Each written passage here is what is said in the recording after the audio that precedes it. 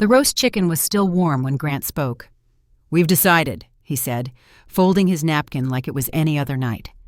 "You have 72 hours to move out. This house is ours now." I blinked once. My fork hovered midair, a slice of carrot slipping off its edge. I looked at him, then at Celeste, who suddenly found deep interest in her water glass. Her hands were folded in her lap. Grant kept going, his tone almost rehearsed. "We already signed the deed. It was finalized 2 weeks ago." I reached for my napkin, dabbed the corners of my mouth, and set it down next to my untouched bread. My hands didn't shake. My voice didn't rise. "I see," I said. I didn't ask for details. I didn't ask where they expected me to go. I didn't ask who had helped them sign anything while I was in the hospital. Instead, I stood, took my plate to the sink, rinsed it quietly, and walked to my room.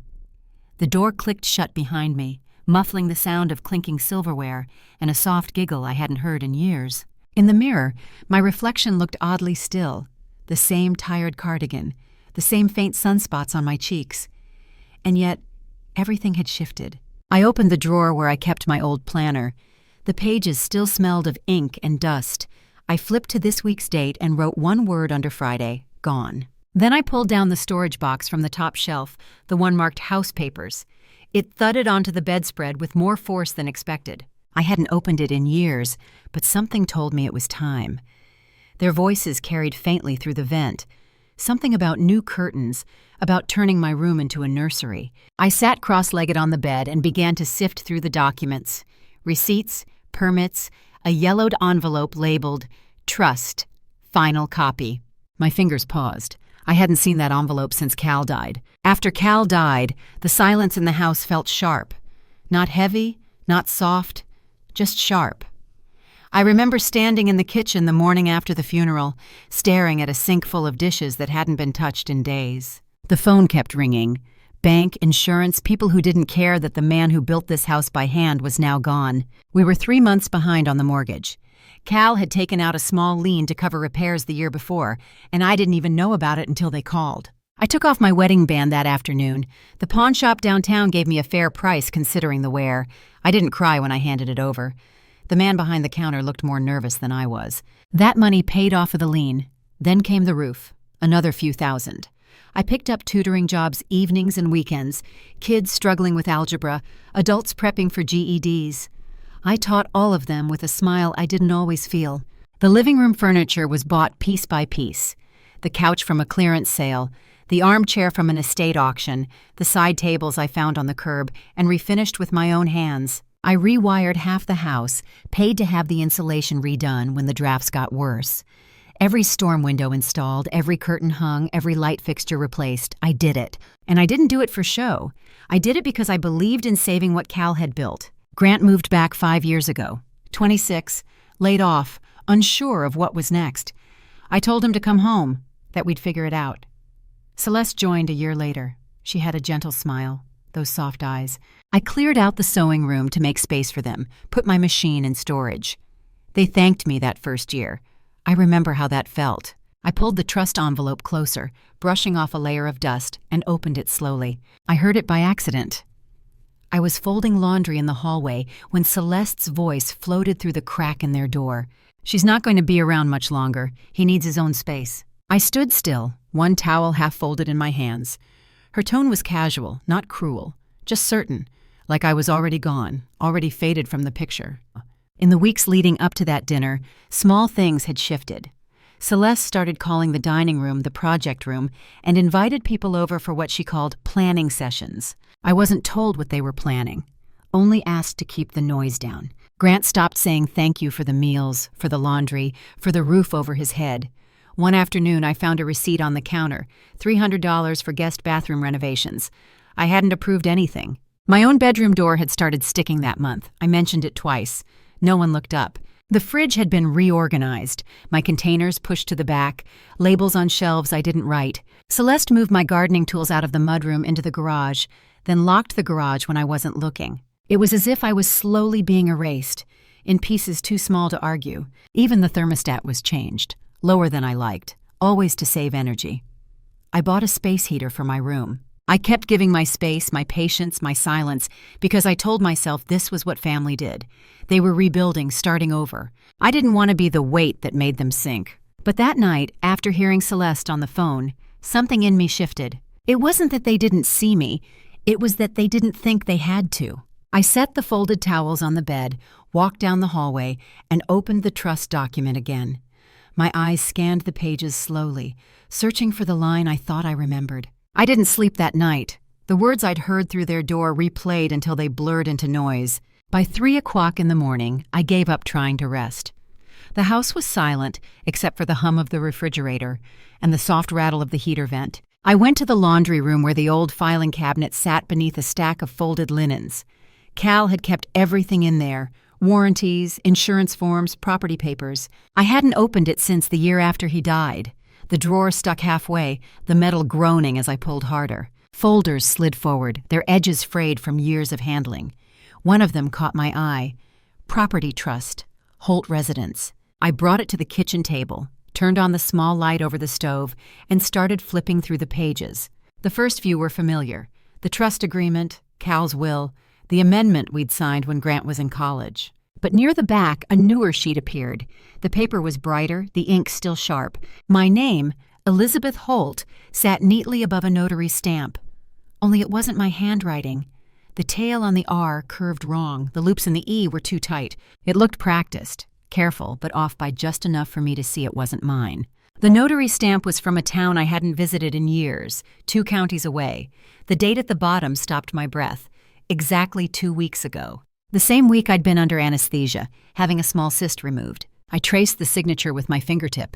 My own name borrowed, stolen, used. Someone had signed my house away while I lay in a hospital bed, trusting them to feed my cat and water my plants. I sat there for a long time, the paper spread across the table, the clock ticking toward dawn. By the time the first light touched the windows, I knew exactly what I had to look for next. The clause Cal had insisted on adding all those years ago. Cal never liked loose ends. He didn't trust banks much, didn't trust lawyers either, but he trusted paper, the kind you could hold, notarized, filed in triplicate. He said once, sitting on the porch with a pen between his teeth, "People forget promises. Ink doesn't." It was his idea to put the house in a trust. "If anything happens to me," he'd said, "no one changes this without your signature." I'd nodded, half listening at the time. I thought we had years. But he'd done it anyway. I remember signing those papers at the county office, him triple-checking every line, asking the clerk to make a second copy for our records. I hadn't thought about that day in a long time. Now, I flipped carefully through the yellowed pages until I found it. Page 6, 3rd paragraph down. No transfer or conveyance shall be valid without the explicit written approval of both trust holders or the surviving spouse. I read it again, slower this time, then again. My name was the only one remaining, and I had not approved anything. The forged signature meant nothing. The notary from 2 counties away meant nothing. They had tried to take the house from me using my name, but they'd missed the part that mattered most. It was still mine. I leaned back in the kitchen chair and let the weight of it settle. Not relief exactly. More like clarity. The trust was valid, their transfer wasn't. I didn't cry, I didn't tremble, I just reached across the table and pulled my laptop closer. The printer, still dusty from disuse, blinked to life. I printed 3 copies of the clause and placed one in an envelope. The other 2 I folded neatly and slipped into my bag. It was time to make a phone call, one I hadn't made in over a decade. I hadn't spoken to Douglas Pritchard in nearly 12 years. The last time was when Cal passed, and I needed help sorting the estate. He was slower back then, careful with words, but sharp when it counted. Cal trusted him, and that had always been enough for me. The phone rang twice before a familiar voice answered. "Pritchard and Douglas. This is Elizabeth Holt." There was a pause, then his voice softened. "Elizabeth, well, I'll be damned. You still in the house on Alder?" "I am, but there's been an issue with the trust." He didn't rush me. I explained it. The forged signature, the deed transfer, the date I'd been in surgery, the copy of the clause I'd found, the stamp from a town I hadn't stepped foot in for years. "You still have the original?" he asked. "I do. Cal's file untouched." "Then you're not going anywhere," he said, his tone firm. "Here's what we'll do. I'll draft a motion to void the transfer. You'll need to file it with the county clerk's office first thing tomorrow. That document you found, the one with your forged name, don't lose it. It's evidence. We'll include a fraud claim if needed." He paused, as if measuring the next words. "And Elizabeth, if they try anything before this gets sorted, if they even suggest putting you out, call the sheriff immediately. You have legal standing, and they don't." I nodded, even though he couldn't see it. "Thank you." "You were always the steady one," he said gently. "Call me if anything changes." I hung up, the phone warm in my hand. Then I dialed the second number. "Lockworks, Missoula," came the voice on the other end.